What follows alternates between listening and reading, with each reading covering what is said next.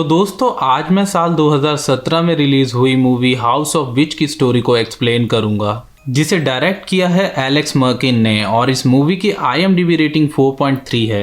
और दोस्तों हाल ही में मैंने अवर हाउस नाम की मूवी को एक्सप्लेन किया है, जिसका लिंक आपको डिस्क्रिप्शन में मिल जाएगा। तो बिना किसी देरी के चलते हैं सीधा मूवी की एक्सप्लेनेशन पर।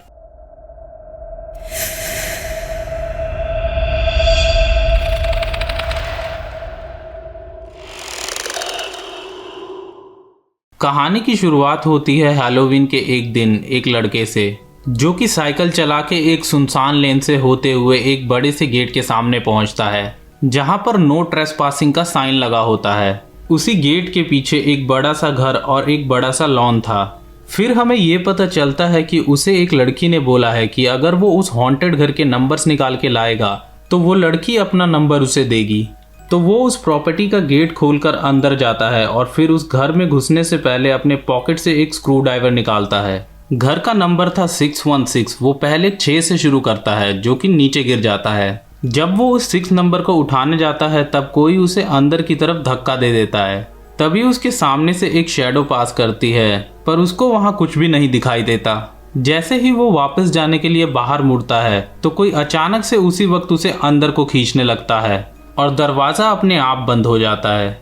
अब कहानी 1 साल आगे चली जाती है। हैलोवीन के दिन ही 2 दोस्त उसी घर के सामने जाते हैं और उनमें से एक लड़के ने पायरेट की कॉस्ट्यूम पहनी होती है और वो उस घर के अंदर चला जाता है। उसके बाद वो दूसरा लड़का गाड़ी लेके उस एरिया के बाहर आ जाता है। अब उसी रात 4 दोस्त जो कि किसी का इंतजार कर रहे थे, उन्हें एक और लड़का आके ज्वाइन करता है और फिर जिसने उसी घर में सुबह एक पायरेट कॉस्ट्यूम पहने हुए लड़के को ड्रॉप किया था, वो भी वहां पर आ जाता है। इन 6 दोस्तों के नाम थे लाना, शेन, रेचल, टेलर, डैक्स और ब्रॉडी।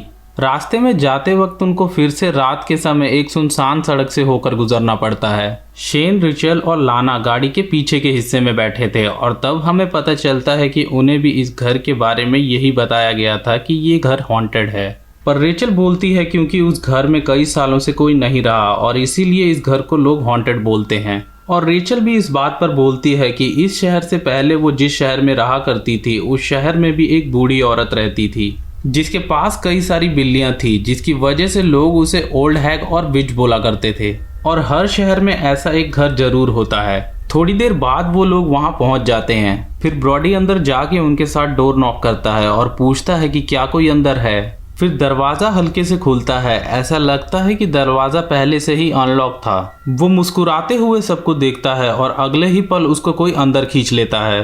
रेचल इस बात से डर जाती है और थोड़ी देर बाद डोर में मूवमेंट होती है और ब्रॉडी अचानक से बाहर आ जाता है। सब ये देखकर काफी हंसने लगते हैं क्योंकि ये ब्रॉडी द्वारा किया हुआ एक प्रैंक था। फिर सब उस घर के अंदर जाते हैं और 2-2 की टीम में उस घर को एक्सप्लोर करने के लिए निकल जाते हैं, जिसमें पहली टीम होती है ब्रॉडी और टेलर की और दूसरी टीम शेन और रेचल की और तीसरी टीम लाना और डेक्स की। ब्रॉडी और टेलर जहाँ पे होते हैं वहां पे वो एक दूसरे के साथ थोड़ा सा इंटीमेट होने लगते हैं। इंटीमेट होते वक्त टेलर का हाथ वॉल पे लगता है, जहाँ पे कोई काली सी चिपचिपी चीज उसके हाथ में लग जाती है। दूसरी तरफ शेन और रेचल एक कमरे में कुछ क्वालिटी टाइम स्पेंड कर रहे थे। उसी वक्त रेचल नोटिस करती है कि उनके सामने जो फर्नीचर है, जो कि एक सफेद कपड़े से ढका हुआ है, उसमें कुछ मूवमेंट हो रही है और ये देखकर वो कमरे से डर के बाहर चली जाती है, जिसके बाद शेन उसके पीछे जाता है। इस तरफ लाना और डेक्स को कुछ पुरानी तस्वीरें मिलती हैं और डेक्स बहुत ऑकवर्डली लाना के साथ एक पिक्चर क्लिक करता है। तब लाना डेक्स को एक पिक्चर देती है जिसमें एक लड़का और एक लड़की थे, जिसको देखकर डेक्स को कुछ अजीब सा लगता है और वो तस्वीर उसके हाथ से गिर जाती है।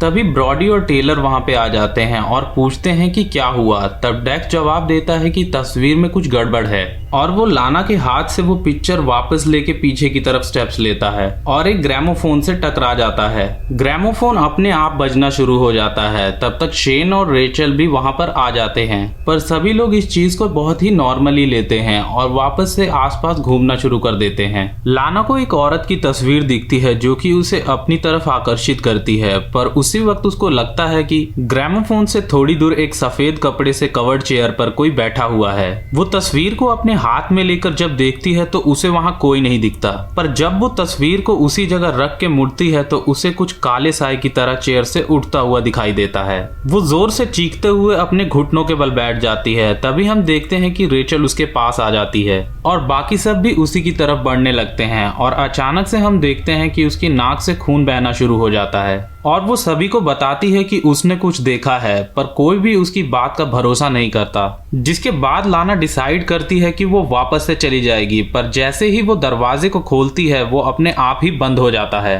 पर उनको फिर भी यकीन नहीं होता है और टेलर बोलती है कि ये सब लॉयड ने सेट किया था, ये सब एक प्रैंक था। जिस पर लाना बोलती है कि उसने कुछ अजीब सा देखा है और वो यहाँ से जाना चाहती है। इसी बीच ब्रॉडी और शेन में थोड़ी सी नोकझोंक हो जाती है। फिर उन लोगों को पता चलता है कि उस एरिया में किसी के पास भी नेटवर्क सिग्नल नहीं है।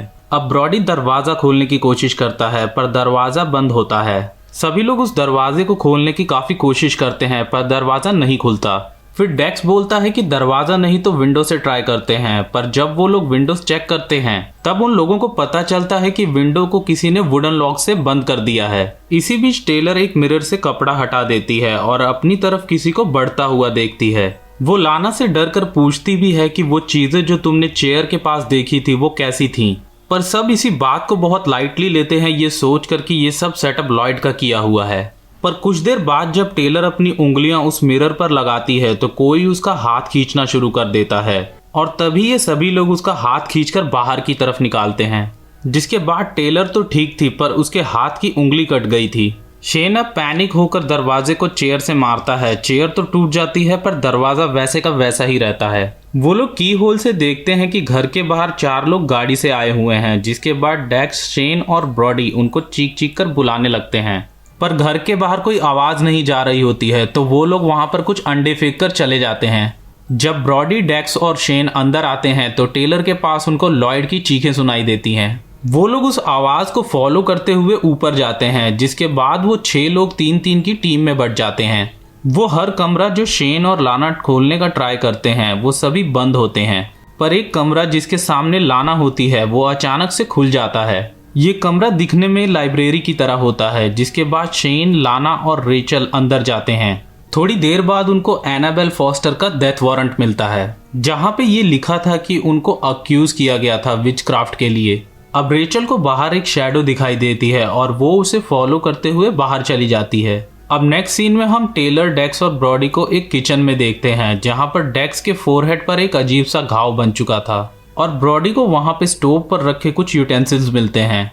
और जब वो उन्हें खोलता है तो उसमें उसे किसी का कटा हुआ हाथ मिलता है और वो वहां से बाहर चले जाता है। जिस रूम के बाहर वो खांस रहा था उसी रूम में रेचल के रोने की आवाज सुनाई देती है। जब वो अंदर जाता है तो वहां पर उसे पता चलता है कि उस रूम में रखी हुई डॉल्स उसकी खुद की हैं और रेचल ब्रॉडी को पकड़ के रोने लगती है। वो ब्रॉडी के ऊपर चढ़ के उसे किस करने लगती है और ब्रॉडी बोलता है कि हमें डोर बंद कर देना चाहिए। उसी वक्त डोर अपने आप से बंद हो जाता है और रेचल एक विच में बदल जाती है जो कि ब्रॉडी की चीक्स को काट देती है। जिसके बाद ब्रॉडी का बहुत सारा खून बहने लगता है और वो विच उस खून को पीना शुरू करती है।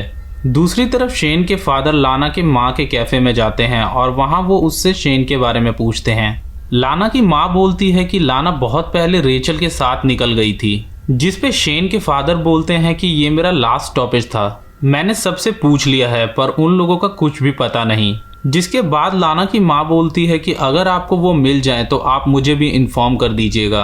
अब मीनवाइल शेन और लाना रेचल को ढूंढते हुए एक कमरे में जाते हैं जहाँ पर कई सारी कैंडल्स लगी हुई होती हैं और विचक्राफ्ट का काफी सारा सामान पड़ा होता है। शेन वापस से विंडो के लॉक्स को खोलने की कोशिश कर रहा होता है पर उसके हाथ में कुछ अजीब सी चिपचिपी चीज लग जाती है। अब नेक्स्ट सीन में हम देखते हैं कि लाना को एक ग्लास में कटा हुआ हाथ मिलता है, जिसे देखकर वो काफी घबरा जाती है। कोई साया शेन के हाथ से वो गिलास गिरा देता है और रूम में अचानक से काफी धुआं होने लगता है। रेचल उस हाथ को हिलता हुआ देखती है। जिसके बाद लाना, रेचल और शेन वहां से बाहर आ जाते हैं। टेलर और डेक्स एक चाकू लेके ब्रॉडी को ढूंढने लगते हैं। जब टेलर बोलती है कि डेक्स का घाव बिखर रहा है और अचानक से ब्रॉडी उनके सामने आकर गिरकर मर जाता है। वो लोग ब्रॉडी को नीचे ले आते हैं और तब अचानक से एक लॉक्ड डोर खुल जाता है। टेलर तेजी से भागकर बाहर निकल जाती है और डेक्स अंदर ही रह जाता है। डेक्स जैसे ही पीछे मुड़ता है तो उसको वो विच दिखाई देती है। डर के मारे वो उससे पूछता है कि तुम्हें क्या चाहिए, तुम ऐसा क्यों कर रही हो।